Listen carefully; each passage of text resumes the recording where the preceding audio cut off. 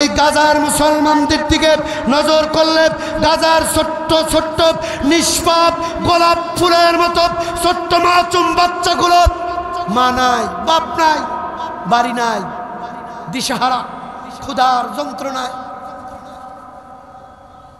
জমিনের ঘাস তুলে তুলে খাচ্ছে। সেই গাজার মুসলমানদেরকে ঘর থেকে বাড়ি থেকে বের করে ক্রস ফায়ার করে দুনিয়া থেকে বিদায় করে দেওয়া হচ্ছে।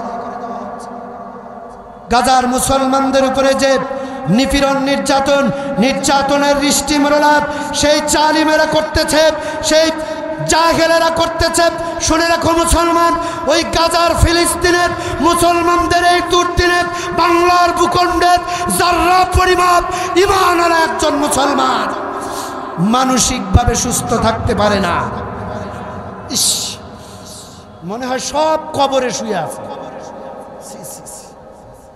গাজার মুসলমানদের এই দুর্দিনে দোয়া করা ছাড়া আমাদের কিচ্ছু নাই।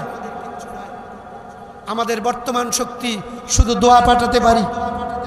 তবে কথা বলতে পারি আমার ভাইয়েরা ও আমার বন্ধুগণ, যদি যে কোনো মুহূর্তে এই বাংলাদেশ থেকে গাজায় যাওয়ার কোনো পরিবেশ আছে, আমরা বাংলাদেশের অন্তর্বর্তীকালীন সরকার ডক্টর ইউনূস মহোদয়কে বলতে চাই, আপনার যুদ্ধের ঘোষণা দেওয়ার প্রয়োজন নাই। আপনি শুধু গাজায় যাওয়ার মতো এদেশের মুসলমানদের পাসপোর্ট ভিসার ব্যবস্থা করুন।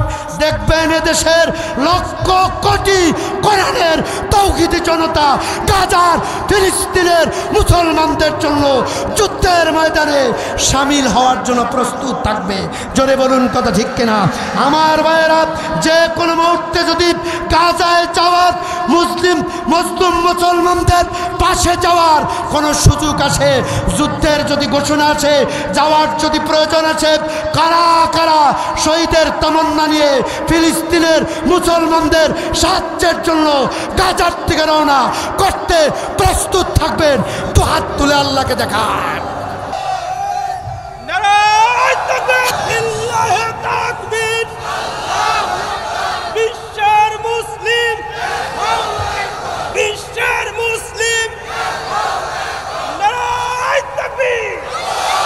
আলহামদুলিল্লাহ।